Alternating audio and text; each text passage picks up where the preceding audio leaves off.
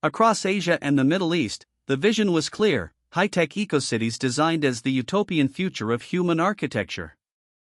Backed by trillions of dollars, these massive projects broke ground with immense hype, promising self-sustaining environments, cutting-edge technology, and unparalleled quality of life.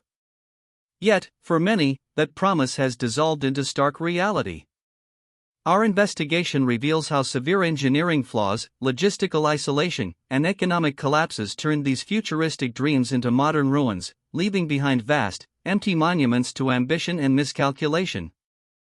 Masdar City in the UAE, envisioned by Abu Dhabi Future Energy Company, was hailed as a car-free, zero-carbon marvel. With a projected cost of $22 billion, it was meant to house 50,000 residents by 2016. Today, the reality is starkly different. Only about 2,000 residents occupy its limited completed areas. Its innovative personal rapid transit system, a cornerstone of its car-free ethos, was implemented in just a small section, proving too costly and complex for widespread adoption. Residents, like many elsewhere, preferred the flexibility of personal vehicles. Masdar City's financial viability faced significant hurdles. Its initial completion target of 2016 was pushed back to 2030, a clear indicator of underperformance. The project struggled to attract commercial tenants beyond research institutions, citing high operating costs and a lack of foot traffic. According to industry analysts, the bespoke eco-technologies, while advanced, incurred maintenance expenses far beyond standard urban infrastructure, undermining its economic appeal. The promise of a fully self-sustaining economic ecosystem simply failed to materialize. In Malaysia, Forest City, developed by China's Country Garden, was conceived as a $100 billion mega-project across 4 artificial islands. It promised vertical greening and a duty-free zone for 700,000 residents by 2045. However, today, it's largely perceived as a ghost town, with only about 9,000 residents. The construction caused significant environmental damage, including the destruction of mangrove ecosystems, contradicting its green image. Its remote location, 50 kilometers from Johor Bahru, compounded by a lack of robust public transport, made it logistically isolated. Forest City's financial model relied heavily on sales to Chinese buyers, who constituted a majority of early purchasers. This strategy proved catastrophic when China implemented capital controls, significantly curbing outbound investment. Sales plummeted, and the developer, Country Garden, faced immense financial strain. Disputes over land ownership with local communities further tarnished the project's image, contributing to its ghost town perception. The dream of a bustling, vibrant metropolis was undermined by a singular, unstable market focus and local contention.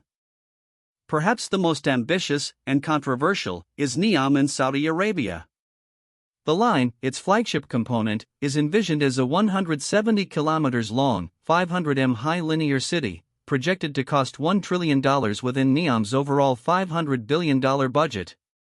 It promises no roads, cars, or carbon emissions, powered entirely by AI, housing 9 million people by 2045. Saudi Arabia's Public Investment Fund leads the project, targeting first residents by 2026. However, its sheer scale and unprecedented design present engineering challenges that dwarf previous smart city attempts. The human cost of Neom's ambition is already evident. Reports indicate the displacement of local tribes, specifically the Huaytat tribe, to make way for the city.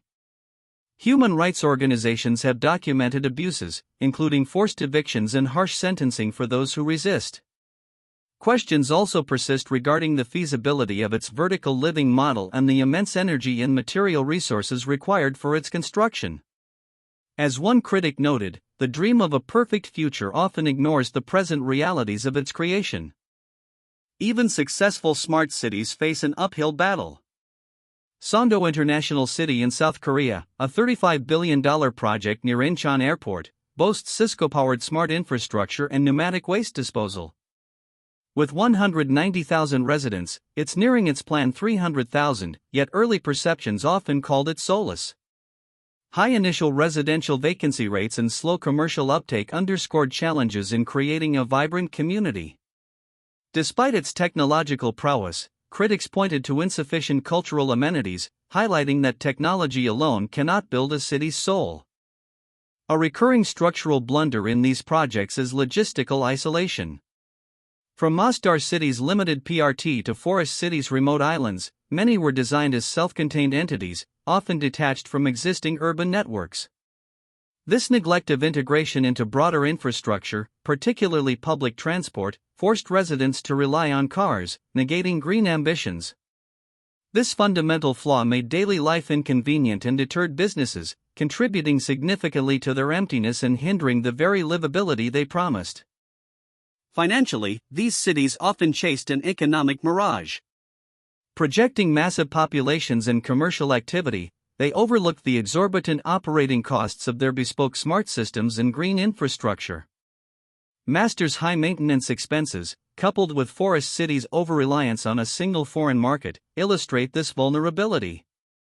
The initial investment, while huge, failed to translate into sustainable revenue streams or attract a diverse economic base, leaving them as financial sinkholes rather than vibrant economic hubs. The numbers speak for themselves. The gulf between ambitious engineering and practical reality proved immense. Neom's hyperlinear city or Masdar's extensive PRT system demonstrate an overconfidence in technological solutions without fully addressing human behavior or economic constraints. These complex, expensive systems often failed to scale or integrate effectively, leading to costly overruns and limited functionality. Furthermore, the green credentials of some projects, like Forest City's mangrove destruction, were overshadowed by the very construction process, exposing a hypocrisy in their environmental claims. Ultimately, these cities highlight a critical oversight that a city is more than just infrastructure and technology, it's a living, breathing community. The lack of cultural amenities in Songdo, the displacement of tribes for Neom, or the artificiality perceived in Masdar and Forest City underscore this. Without organic growth, social integration, and genuine community building, even $1 trillion investment in advanced technology and green credentials can leave a city feeling empty. The structural and financial blunders ultimately created shells, not souls.